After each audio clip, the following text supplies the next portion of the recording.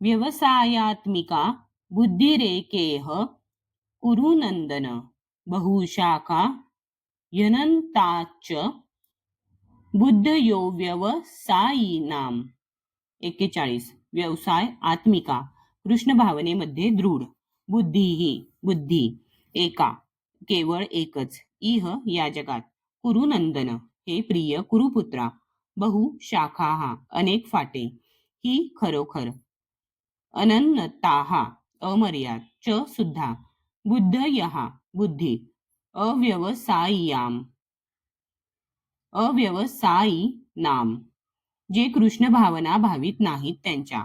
जे या मार्गावर असतात त्यांची बुद्धी दृढ निश्चयी असते आणि त्यांचे ध्येयही एक असते.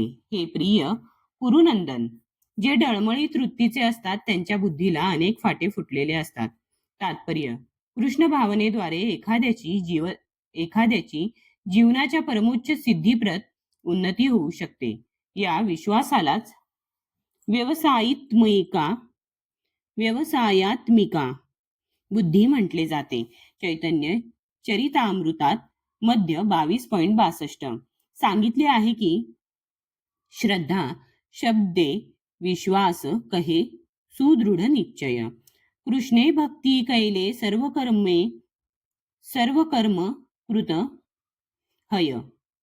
श्रद्धा म्हणजे उदात्त गोष्टीवर दृढ विश्वास होय. जेव्हा मनुष्य कृष्ण भावना भावित कर्म करू लागतो तेव्हा भौतिक जगाशी संबंधित असणाऱ्या वंश परंपरा, मानवता किंवा राष्ट्रीयता इत्यादींच्या प्रती त्याने कोणतेही कर्तव्य करण्याची गरज नाही. गतकाळात केलेल्या शुभ अथवा अशुभ कार्यामुळे तो सकाम कर्मामध्ये मग्न होतो. जेव्हा त्याच्यामध्ये कृष्ण भावना जागृत होते तेव्हा त्याला आपल्या कार्यामध्ये चांगले फळ मिळविण्यासाठी प्रयत्न करण्याची आवश्यकता नाही. कृष्ण भावनेत स्थित झालेल्या व्यक्तीच्या सर्व क्रिया परमपूर्ण स्तरावर असतात, कारण कृष्ण भावना भावित कर्म हे चांगले आणि वाईट या द्वंद्वाच्या पलीकडे असते. जीवनाविषयीच्या भौतिक संकल्पनेचा त्याग म्हणजेच कृष्ण भावनेची परमोच्च परिपूर्णता होय. कृष्ण भावनेतील प्रगतीमुळे या स्थितीची आपोआप प्राप्ती होते. कृष्ण भावना भावित मनुष्याचा दृढ संकल्प हा ज्ञानावर आधारित असतो. वासुदेव हा सर्वम इति स महात्मा सुदुर्लभा. कृष्ण भावना भावित व्यक्ती ही एक दुर्मिळ महात्मा आहे, कारण ती पूर्णतया जाणते की वासुदेव किंवा श्रीकृष्ण हे अस्तित्वातील सर्व गोष्टींचे मूळ आहेत. ज्याप्रमाणे वृक्षाच्या मुळाशी पाणी घातल्यावर आपोआप ते सर्व पानांमध्ये आणि फांद्यांमध्ये पोहोचते, त्याचप्रमाणे कृष्ण भावनायुक्त कार्य केल्याने मनुष्य स्वतःचे कुटुंब, समाज, राष्ट्र, मानवता इत्यादीची सर्वोत्कृष्ट सेवा करू शकतो. एखाद्याच्या कर्मामुळे जर श्रीकृष्ण संतुष्ट झाले तर सर्वजण संतुष्ट होऊ शकतील. तथापि कृष्ण भावनायुक्त सेवा ही आध्यात्मिक गुरुच्या योग्य मार्गदर्शनाखाली उत्तम प्रकारे होऊ शकते. असा हा आध्यात्मिक गुरु श्रीकृष्णांचा प्रामाणिक प्रतिनिधी असतो. त्याला शिष्याचा स्वभाव माहीत असतो आणि तो शिष्याला कृष्ण भावना भावित कर्म करण्यासाठी योग्य मार्गदर्शन करू शकतो.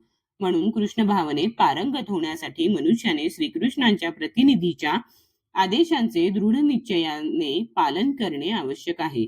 तसेच गुरुच्या उपदेशांचा त्याने जीवनाचे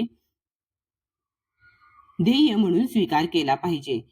श्रील विश्वनाथ चक्रवर्ती आपल्या प्रसिद्ध गुरुवाष्टकामध्ये सांगतात की यस्य प्रासादाद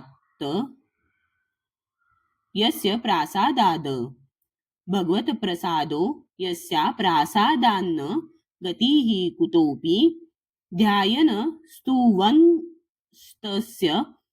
यशस्त्री सन्नध्यम वंदे गुरोहो श्रीचरणारविंदम. आध्यात्मिक गुरूंना संतुष्ट केल्याने पुरुषोत्तम श्री भगवान संतुष्ट होतात आणि त्यांना संतुष्ट केल्याविना कृष्ण भावनेप्रत उन्नत होण्याची संधी नाही. म्हणून त्यांचे दिवसातून 3 वेळा ध्यान करून त्यांच्याकडे कृपा याचना करणे आणि त्यांना सादर वंदन करणे आवश्यक आहे. परंतु ही संपूर्ण पद्धती देहात्म बुद्धीच्या पलीकडे असणाऱ्या आत्म्याच्या केवळ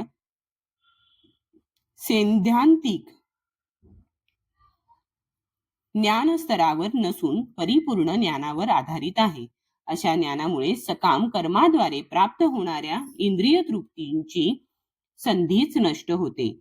ज्याचे मन दृढ निश्चयी नाही तो विविध प्रकारच्या सकाम कर्माद्वारे आकर्षिला जातो.